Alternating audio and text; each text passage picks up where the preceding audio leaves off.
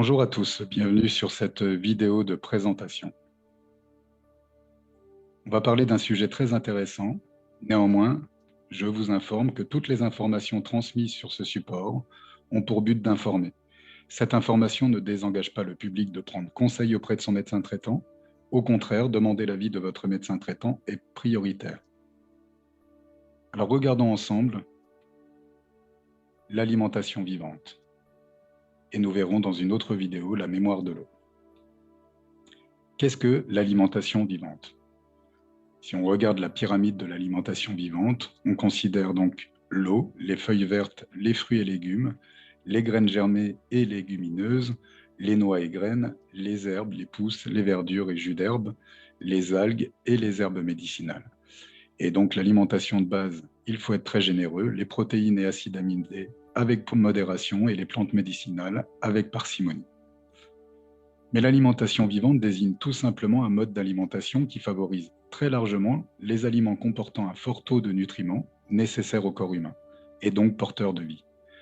Pour comporter un fort taux de nutriments, ces aliments doivent par définition être naturels, non transformés, ne comportant pas d'additifs chimiques et facilement assimilables par l'être humain. L'alimentation vivante va donc se tourner vers les aliments crus et biologiques d'origine végétale, comme les fruits et les légumes, les graines germées, les oléagineux, les jus de jeunes pousses, comme le jus d'herbe, de blé, etc. Alors l'alimentation vivante, pour qui et pourquoi ? Notre mode d'alimentation occidentale est composé de beaucoup de produits transformés et issus de l'agriculture industrielle.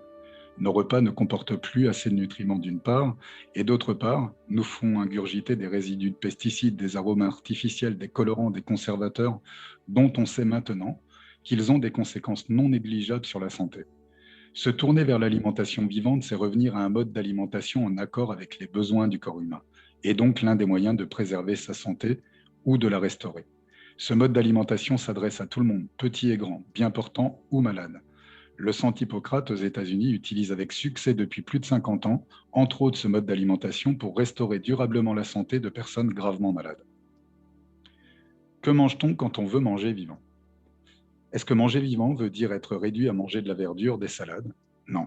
C'est une autre voie culinaire qui s'est développée autour de ce type d'alimentation qui utilise des techniques et une palette d'aliments tout aussi variées que les autres traditions culinaires. Légumes, fruits, graines germées, céréales germées, les noix et les graines oléagineuses, noix, noix de cajou, tournesol, graines de courge, pignons de pin, graines de lin. Il existe actuellement dans beaucoup de pays des chefs de grande renommée qui cuisinent dans cet esprit. Et on trouve également un très grand nombre de livres de recettes, dont beaucoup sont en anglais, mais de plus en plus traduits en français. Pourquoi manger cru ? Cuire les aliments détruit 50% des protéines disponibles, 60 à 70% des vitamines, jusqu'à 96% pour la B12 et 100% des phytonutriments qui sont pour certains des boosters du système immunitaire et de bien d'autres fonctions physiologiques. Au-dessus de 41 degrés, les enzymes également sont en grande partie détruites. Or, elles participent à la digestion. Le corps est capable de les produire, mais le stock est limité et décroît tout au long et au fur et à mesure qu'on avance dans l'âge. L'alimentation vivante permet de conserver son capital enzyme. Alors, est-ce que l'alimentation vivante, c'est le crudivorisme ? Pas tout à fait. Souvent considéré comme désignant la même chose, le crudivorisme et l'alimentation vivante diffèrent pourtant sur un point essentiel. Les deux désignent une alimentation majoritairement végétalienne et crudivore. Néanmoins, l'alimentation vivante met beaucoup l'accent sur des aliments très vivants que sont les graines germées et les jeunes pousses, les noix trempées et les aliments lactofermentés. Les raisons sont simples. La germination permet d'accroître considérablement les taux de nutriments biodisponibles. Par exemple, après 5 jours de germination du blé, la vitamine A augmente de 225%, la B1 de 20%, la B12 de 300%, la B3 de 10 à 25%, la B5 de 40 à 50%, la B6 de 200%, les vitamines D et E de 300% et la vitamine C multipliée par 6. Alors les noix trempées, ne serait-ce qu'une nuit, bénéficient de cet avantage tout en devenant plus digestes et moins caloriques. Diminution de 70% pour les amandes. Les aliments lactofermentés vont quant à eux apporter des bactéries probiotiques. L'alimentation vivante utilise donc beaucoup d'aliments issus de processus naturels de culture, les rendant riches en nutriments et facilement assimilables, et donc véritablement porteurs de vie. Je vais vous partager maintenant une vidéo d'une spécialiste. Comme dit, on a dans toute l'industrie des facteurs de connaissance. Cette personne a été l'une des premières à nous apprendre ce qui était nécessaire de faire dans ce domaine, et je vais simplement donner la main à Irène Grosjean, qui est une spécialiste du domaine.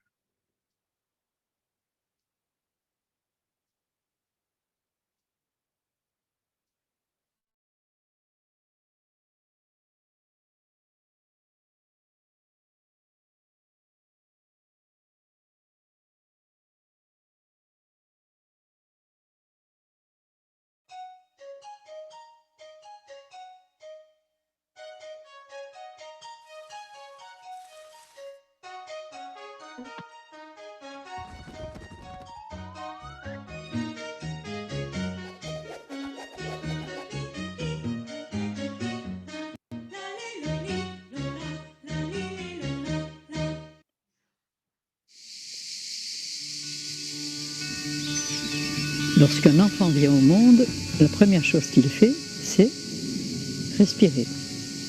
Quand on quitte ce monde, on expire. C'est-à-dire que du moment où on arrive sur cette terre jusqu'au moment où on la quitte, on est obligé de respirer pour vivre. La deuxième chose que le bébé fait, après avoir respiré et crié, c'est de téter le sein de sa mère et de se nourrir. Et quand il a bu, quand il a nourri son corps, il dort pour digérer. Et quand il se réveille, il fait pipi caca. Et pour moi, ce sont les 4 lois de base, la respiration, l'alimentation, le sommeil et l'élimination sont les 4 lois de base qui vont permettre à toutes les créatures, tous les hommes et femmes que nous sommes, d'aimer, de penser, d'agir. Et si on ne commence pas par le début, le point de départ, eh bien, tout le reste va se trouver décalé ou déréglé. Et je pense qu'il faudrait traiter notre corps au moins aussi bien que notre voiture. C'est-à-dire lui offrir le carburant que le constructeur, qu'en l'occurrence j'appellerais créateur, a prévu pour son système digestif, et puis qu'on fasse l'entretien et les vidanges qui s'imposent. Et comme ça on pourra faire le voyage de la vie en pleine santé, créatif et heureux comme il est prévu, comme la nature a prévu qu'on le fasse. Et nous ferons chacun, non pas des affaires, mais ce que nous avons à faire sur la Terre.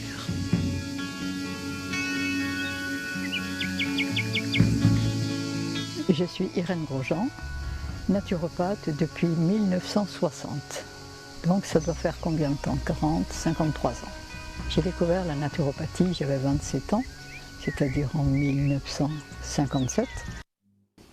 Ce que pourrait dire la médecine hippocratique, puisque Hippocrate n'a-t-il pas dit aux malades que l'aliment soit ton seul remède et demandé au médecin de le guérir sans nuire? 2 éléments que la médecine symptomatique semble avoir particulièrement oubliés et que la naturopathie et la médecine naturelle que je pratique utilisent fréquemment et couramment et normalement et naturellement, je dirais. Et voilà comment on est arrivé. Mais ce n'était pas gagné, il y a eu des hauts débats, il y a eu des...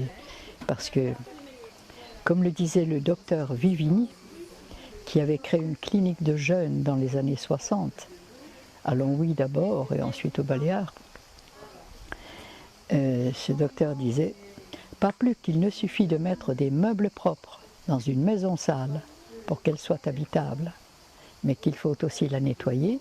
Il ne suffit pas de donner à notre corps les aliments que la nature a prévus pour son système digestif, il faut aussi nettoyer ses humeurs. Et ces fameuses humeurs, ce sont les liquides interstitiels, les liquides dans lesquels baignent nos cellules. Notre corps est composé d'1 tiers de son poids de cellules, 2 tiers de liquide. Et on sait qu'on est composé de cellules depuis qu'on a des microscopes hyper puissants. Avant, on ne le savait pas. Mais les anciens, qui étaient de grands observateurs, avaient appelé ces liquides avec lesquels notre corps est composé pour 2 tiers de son poids, les avaient appelés les humeurs, parce qu'ils s'étaient rendus compte sans doute de l'importance, de la propreté de ces liquides. Il est certain que sur un corps de 60 kg, il y a 40 litres de liquide 20 de cellules. Les cellules qui sont des éléments extraordinaires, des micro-organismes, qui même si elles peuvent faire un vingtième de millième de millimètre, elles possèdent toutes un appareil respiratoire, un appareil digestif, un cerveau et un appareil reproducteur. C'est extraordinaire. Et ce sont ces cellules qui communiquent entre elles pour assurer toute notre vie, que ce soit digestion, respiration, élimination, mais pensée, sentiments et actions. Et la qualité des liquides dans lesquels nos cellules baignent est aussi importante que la qualité des aliments qu'on offre à notre corps. Et ce sont les deux éléments de base qui vont permettre à nos cellules de se relier à l'intelligence universelle qui a créé tout ce qui existe et qui, à travers ces cellules, informe, dirige, guide en quelque sorte tout le travail cellulaire.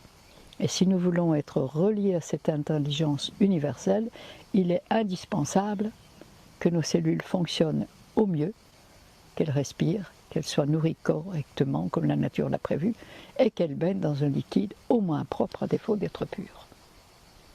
Et avec ces éléments-là, si vous avez des cellules, si en plus vous avez l'avantage d'avoir des cellules de constitution solide, parce qu'on ne vient pas au monde tous avec la même constitution.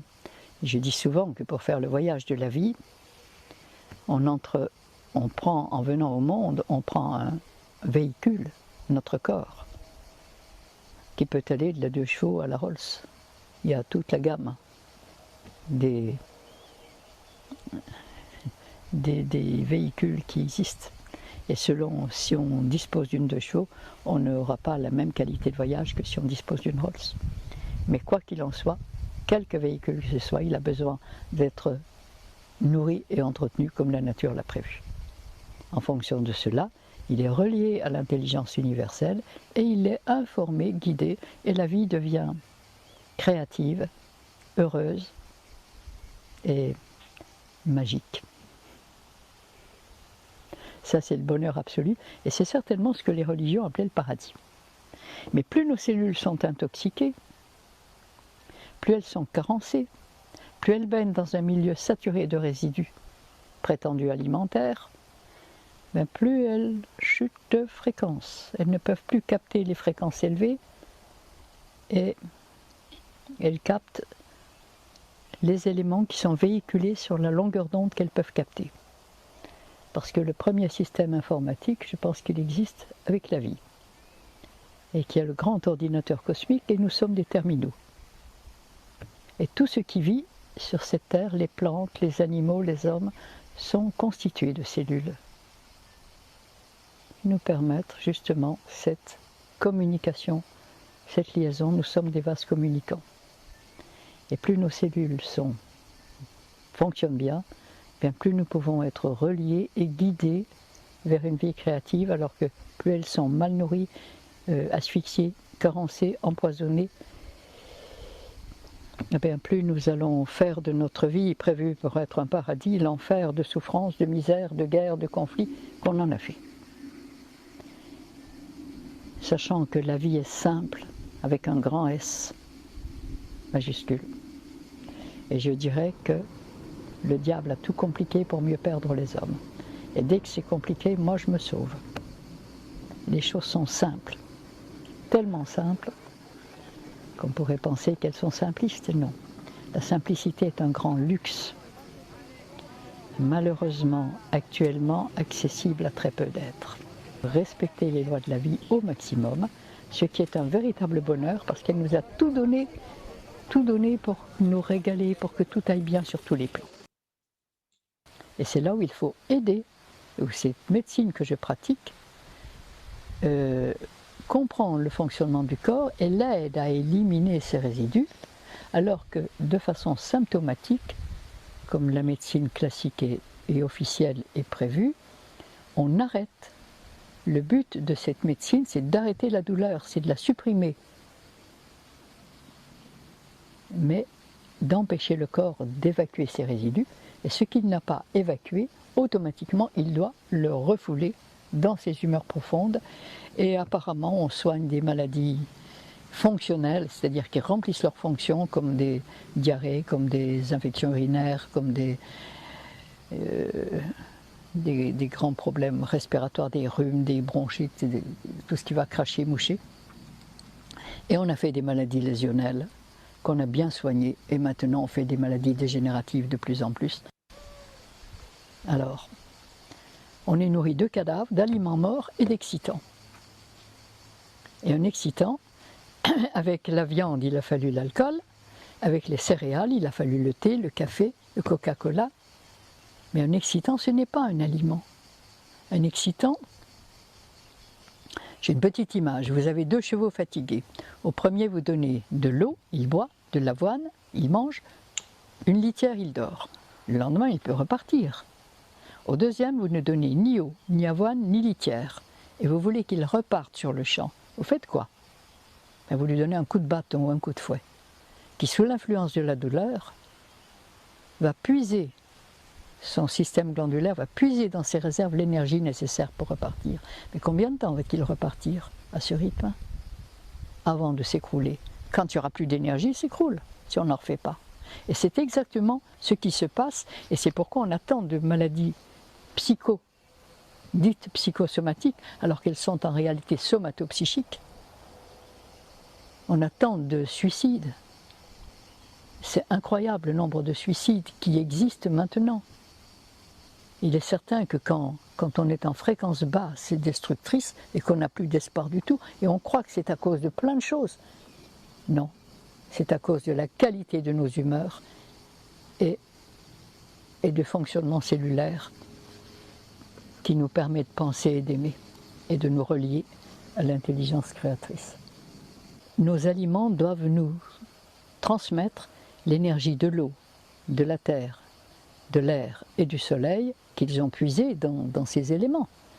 Et notre carburant essentiel, c'est l'énergie de la vie. Et quand on a cuit nos aliments, ils n'ont plus d'énergie. Si on cuit des graines et qu'on les met dans la terre, la récolte est vite faite, il n'y en aura pas. Et si on fait couver des œufs cuits durs, il y a une poule qui risque d'attendre longtemps ses poussins. Alors on est arrivé, et l'homme civilisé actuel, et depuis, je dis que le péché originel pour moi, c'est la cuisson de nos aliments. À partir du moment où on a cuit nos aliments, on a détruit leur énergie. Et il est certain que scientifiquement, une molécule morte et une molécule vivante, ces 2 molécules, ça n'a pas d'importance. Seulement, si on fait couver, on avait porté au laboratoire, à l'école de naturopathie, 2 œufs, un cuit dur, un cru. On a reçu exactement les 2 mêmes analyses. La science aurait-elle oublié la vie? C'est bien ce qui me semble être le plus juste, et c'est pourquoi on fait tant de dégâts de tous les côtés. Et quand on prétend soigner des maladies avec des malades, avec des poisons qui rendraient malade un bien portant, il faut quand même arrêter de rêver et retrouver un peu de bon sens. Alors, la médecine naturelle, celle d'Hippocrate, la vraie médecine, elle fabrique de la santé. C'est une médecine de santé, ce n'est pas une médecine de maladie. Parce qu'avec cette médecine de maladie, c'est pas grave, il y a des bénéficiaires. Il y a 80 ans, les laboratoires pharmaceutiques n'existaient pratiquement pas. Après la dernière guerre, la science a indiqué, promu, la viande pour les protéines, les produits laitiers pour le calcium, les hydrates de carbone pour les glucides. Et avec ça, on a rempli les hôpitaux, on a fait toutes les maladies possibles. Mais il y a un bénéficiaire, ce sont les laboratoires de produits pharmaceutiques qui en 80 ans se sont développés à tel point qu'ils sont devenus un des plus gros trusts mondiaux. Mais ce sont de pauvres gens, pauvres, parce que les vraies richesses ne s'achètent pas. Ce n'est pas avec de l'argent qu'on les achète. Les vraies richesses sont celles de la vie. Et ça commence par la santé, c'est-à-dire par notre équilibre parfait. Et tout le reste, c'est de l'illusion. Et à l'heure actuelle, le monde civilisé est évident. L'illusion, le pouvoir, la peur, l'intérêt, mais tout ça, ce sont des fausses valeurs. La vie, c'est autre chose. C'est beaucoup plus simple et beaucoup plus merveilleux. Mais ça donne Guérir, vous savez comment ça s'écrit? G-A-I, trait d'union R-I-R-E. Retrouver la gaieté et le rire, qui sont les états normaux des êtres en bonne santé. Et dont le rôle est de construire le monde merveilleux pour lequel la vie nous a tout donné. Mais il est certain que dès que vous allez donner des aliments vivants, c'est-à-dire des fruits, des légumes, des verdures, des graines germées, parce que les graines germées à elles seules, c'est un véritable aliment de reconstruction. Elles sont 20 à 40 fois plus riches en protéines que la viande, 4 fois plus riches en calcium que les produits laitiers, 3 fois plus riches en fer que le foie d'animal, et en enzymes, j'en parle pas, et en énergie. Dans le germe de la plante, il y a l'énergie de la plante entière. C'est un aliment de reconstruction qui ne coûte pratiquement rien. Et le jour où on saura donner des fruits le matin aux enfants, et à tout le monde, d'ailleurs, manger un repas de graines germées, et de légumes, et de fruits, et de verdure, le monde entier changera. Alors les produits laitiers, les fameux produits laitiers qu'il faut consommer pour avoir du calcium. Il est vrai que le lait de vache est très riche en calcium, puisqu'il doit faire tripler le poids du veau en 3 mois. Seulement, le veau a un système digestif qui lui permet de digérer le lait de sa mère. Et tant que le veau n'a pas de dents pour manger sa nourriture d'adulte, qui est de l'herbe et du foin, il est capable, ses sécrétions digestives peuvent transformer le lait, digérer le lait de sa mère, le lait de leur mère. À partir du moment où ils ont des dents, leurs sécrétions digestives s'adaptent à leur nouvelle nourriture et ils ne peuvent plus digérer le lait de leur mère, qui d'ailleurs n'en a plus. Et c'est pareil pour tous les petits de mammifères. Alors il est certain que ce lait de veau, c'est riche en calcium, ce lait de vache, fait pour les veaux, c'est riche en calcium, se transforme dans le système digestif humain en une solution acide qui brûle et détruit notre calcium et nos minéraux. Et j'ai remarqué et observé que tous les plus grands décalcifiés, avis aux amateurs, tous les ostéoporoses, tous les rhumatismes, tous les déformés, étaient de gros consommateurs de fromage et de produits laitiers. Dans ce qu'on mange cru, vivant, il y a de l'énergie. Et l'énergie, c'est notre carburant. Quand on mange cuit, quand il faut manger chaud, c'est qu'on mange cuit et mort. À ce moment-là, nos aliments ne fabriquent pas d'énergie, on a besoin de les chauffer pour avoir l'impression momentanée d'avoir chaud. Est-ce que vous avez vu une espèce sur la Terre qui cuit sa soupe? À part l'homme, cet être qui se prend pour l'être le plus évolué de la création. Tout le monde peut manger cru. Les bébés adorent manger cru. Faites-leur une purée de fruits, ils adorent ça. Matin, midi et soir. Et ils ne seront pas privés, ils ne manqueront pas de protéines, ils ne manqueront pas de calcium, ils ne manqueront pas de tout. Ils auront tout ce qu'il leur faut. Parce que nous avons un système digestif de frugivores, qu'on le veuille ou non. Et dans les fruits et dans les légumes, et dans les racines tendres, il y a tout ce dont on a besoin. Enfin, moi, il y a 55 ans que je mange végétarien et je suis arrivée au cru après. Mais bon, 83 ans, ça va pas trop mal. Et je souhaite à tout le monde d'aller aussi bien que moi à cet âge-là. Avis aux amateurs. Hein.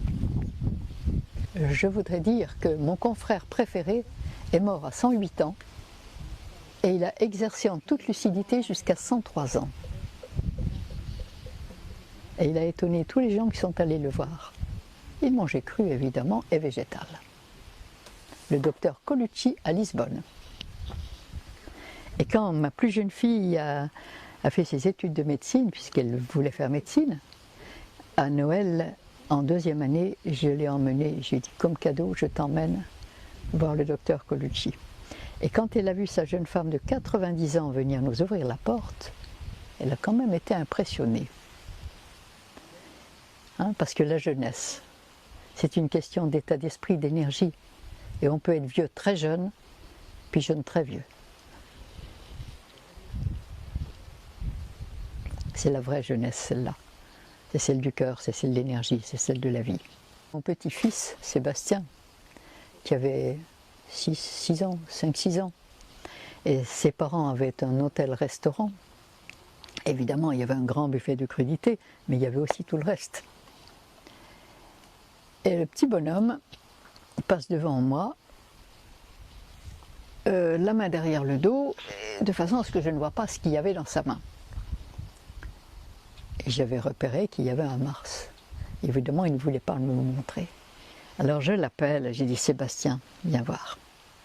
Et il avait 2-3 petits copains avec, je les invite et je dis, tu sais Sébastien, vous savez mes petits, la vie nous a tout donné pour que on soit heureux, qu'on s'aide, qu'on s'entraide, qu'on s'aime et qu'on fasse de la vie un véritable paradis. Mais voilà, sur la terre, la nature n'est pas toute seule. Il y a un petit diable qui s'y est glissé, puis qui ne veut pas que la nature gagne. Il veut que les hommes se battent, qu'ils souffrent, qu'ils soient méchants. Et les enfants me disent, mais comment il a fait? Comment qu'il a fait? Ah, comment qu'il a fait? Ben, c'est tout simple. Tout ce que la nature nous a donné, c'est vivant. Tout ce que le diable nous a donné, c'est mort. Et avec des éléments vivants, on fait de la vie et du bonheur. Avec des éléments morts, on fait de la maladie et du malheur. Et mon petit bonhomme part en reculant et revient avec une pomme dans la main. Ah ben j'ai dit voilà, tu as tout compris mon bonhomme. Parce que si tu plantes ta pomme, elle va donner un pommier qui donnera des pommes, qui donneront des pommiers, et cela jusqu'à la nuit des temps. Mais si tu plantes ton Mars, ou tous les Mars que tu veux, tu n'es pas prêt d'avoir un champ de Mars, parce que ton Mars il est mort, et il ne peut pas te donner d'énergie. Tu es en pleine illusion. Ah, alors, 15 jours après, mon petit bonhomme m'appelle et il me dit « Mamie, il y a Sylvain qui est à côté de moi, puis il ne me croit pas quand je lui dis que les bonbons c'est pas bon. Je lui ai dit que les bonbons c'était mort et il ne veut pas me croire, alors dis-lui s'il te plaît. » Et voilà. Et si tu es là, avec la vie on peut faire que de la vie, avec la mort on peut faire que de la mort. Et de la souffrance. C'est aussi simple que ça. Vous laissez tomber une goutte de confiture ou de miel ou de quelque chose sur la table. Qu'est-ce qui se passe? Il y a des mouches qui arrivent, ou une abeille, qui vont manger. Par quel téléphone ils ont été avertis, ça on ne sait pas. Mais vite, ils arrivent. Quand il y a un animal en décomposition quelque part, les asticots qui arrivent, qui vont le dévorer pour rendre à la terre. Et quand notre corps élimine ces résidus, quand il est en pleine crise d'élimination, et qu'il va chercher dans ses profondeurs toutes les toxines pour les faire passer dans le sang, pour les éjecter à travers les intestins et les urines, et bien dans cette puanteur arrivent les microbes et les virus pour se régaler de cette putréfaction que nous avons fabriquée. Et il est certain que lorsque nos savants les ont vus au bout de la lorgnette de leur tout neuf microscope, ils ont pu croire que c'était eux qui nous donnaient les maladies. Mais ce n'est pas les microbes, les mouches qui nous donnent les maladies. C'est la putréfaction dans laquelle nos humeurs sont qui leur permet de vivre. C'est différent. Et c'est comme si on disait, si on dit que c'est les microbes qui nous donnent les maladies, c'est comme si on disait que c'est les asticots qui ont tué le cadavre de l'animal qu'ils sont en train de dévorer. Alors c'est pas, le but, il n'est pas de tuer les microbes et les virus pour ne pas être malade. Il est de les priver de leur nourriture, c'est-à-dire de nettoyer nos humeurs, de façon à ce qu'il n'y ait plus rien à se mettre sous la dent, et ils disparaissent. On a tout, mais on n'a qu'à cueillir. Et c'est absolument merveilleux. Mais comment voulez-vous vous régaler davantage qu'avec une poignée de cerises, qu'avec 3 abricots, qu'avec 2 pêches, qu'avec un melon, qu'avec... Il faut vraiment, on est inconscient, on est passé à côté des merveilles de la vie, et il nous a été dit quelque part, vous avez des yeux, vous ne voyez pas, vous avez des oreilles, vous n'entendez pas. Nous sommes inconscients, et nous sommes passés à côté des véritables valeurs de la vie, et on le paye cher. On le paye très cher, on le paye. On vit dans l'illusion, dans le conditionnement, on n'est plus le maître de soi, on est dominé, on est balancé, chahuté et on souffre. Est-ce que ça serait pas ça l'enfer, par exemple? Moi, je suis fort tentée de le croire.